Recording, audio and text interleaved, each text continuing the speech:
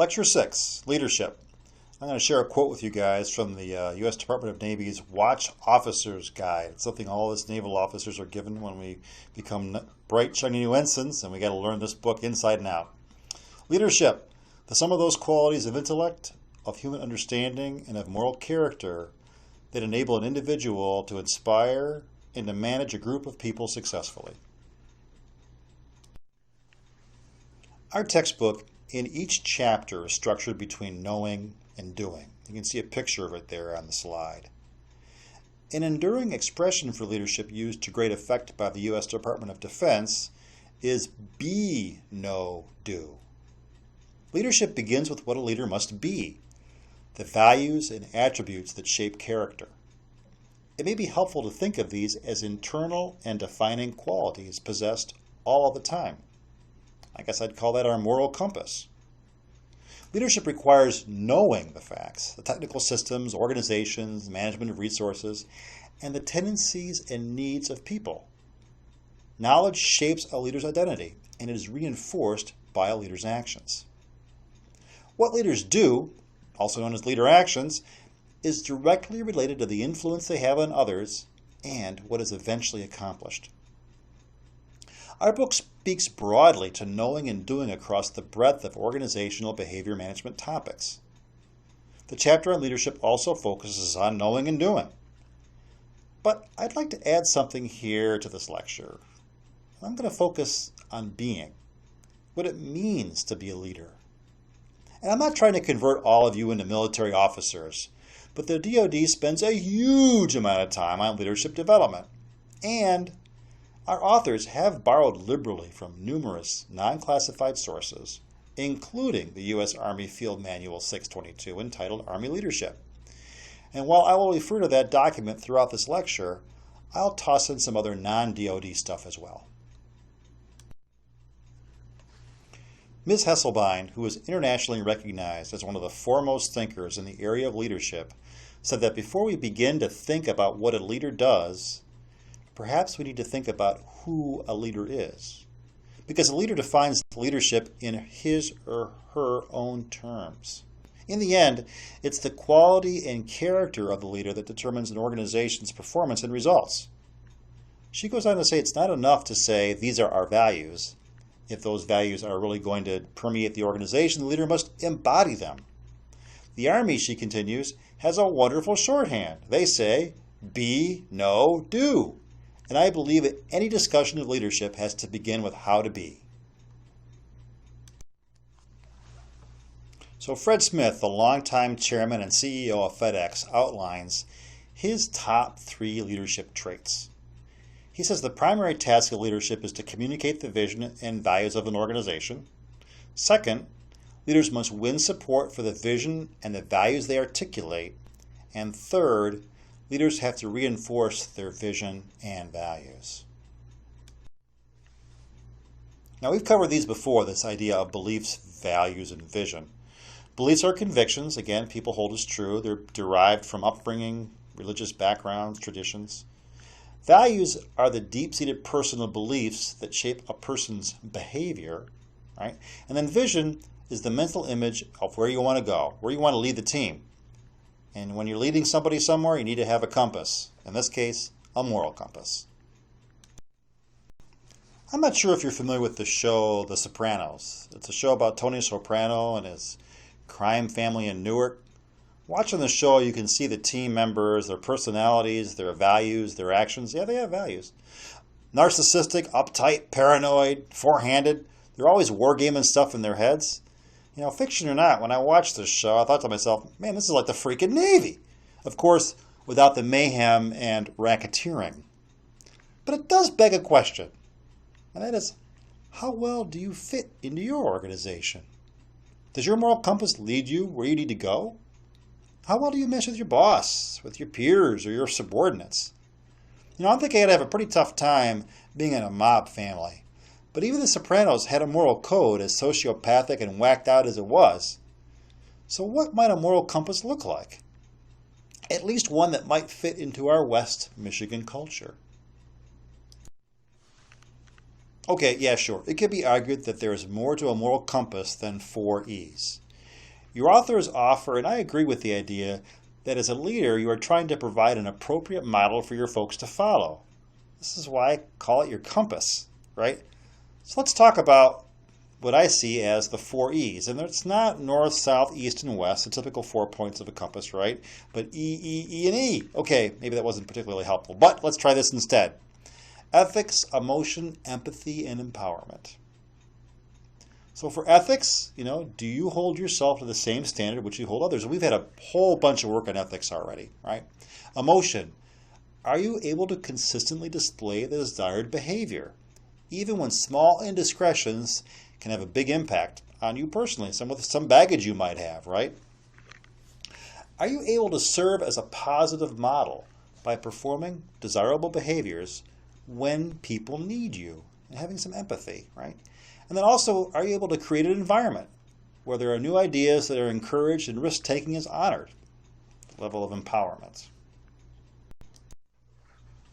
We've already covered ethics, but I wanted to touch on one additional aspect of ethical behavior, and that is something that is called leader character. Margaret Chase Smith, a lieutenant colonel in the U.S. Air Force and a U.S. Senator, gave a speech to the graduating women of an OCS, an Officers Candidate School class, at the Newport, Rhode Island Navy base back in 1952. And in part she said this: "Just as fire tempers iron into fine steel, so does adversity tempers one's character into firmness, tolerance, and determination." Character can be considered the summation of a person's moral and ethical qualities. Character helps determine what is right, remember pluralism and the duty-based ethics leg of the stool, and gives a leader motivation to do what is appropriate, regardless of the circumstances or consequences. It is key to develop an informed ethical conscience to help you as a leader to make the right choices when faced with tough issues. And it's going to happen. It's why I spent so much time on it during the lecture of ethics.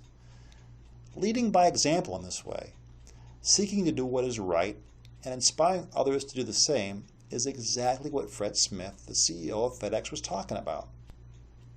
Ultimately, you must accept the consequences of your actions. Keep in mind that, as we saw in Lecture 3, ethical reasoning can be very complex in practice.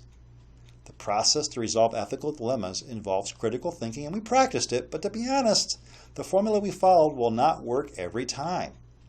But over time, as we take responsibility for our personal actions, learn from our experiences, stay informed, and apply the perspectives we have learned in ethical thought, we as leaders will be prepared to face the tough calls in life. Okay, emotion. Anyone can get angry. That's easy. But to get angry with the right person, to the right extent, at the right time, for the right reason, and the right way, that's not so easy. And when we get angry, we start that inexorable migration from facts and values to the reptile brain hellscape of assumptions. Avoiding this and maintaining emotional stability is super critical, especially if you expect to lead by example well. Perhaps the most important thing to remember about anger is that it's a secondary emotion. A primary feeling is what's felt immediately before we get angry. We always feel something first. One might feel afraid at first, or attacked, or offended, or disrespected, forced, maybe controlled or trapped, interrogated, maybe even pressured. Any one of these feelings are intense enough, and then we think of the emotion as anger. But we as adults, we have a choice. There's a small space between stimulus and response. And in this space lies the power to make choices that will determine the course of our lives. Heck, the very next step we take. It may be helpful for us to try and widen this space over our lives. And in fact, this may be one of the signs of wisdom and maturity. It may give us an increased sense of control as well. But how do we do this? Well, we stop and start some introspection. So, instead of saying, "Oh man, she should have never done that. I cannot believe how irresponsible, insensitive, and inconsiderate she is. She is a cold-hearted evil witch." Stop. Ask yourself some tough questions. Am I really upset by this? And why does it bother me so much? What specifically am I feeling? What's my primary feeling? Is there a need somewhere that I have that's not being met? Or is there a principle of mine that's been violated? What you don't want to do as a leader is lose your temper and fly off into a tantrum. And man, I've seen it happen. Remember that even small indiscretions can have a big impact. Seek balance.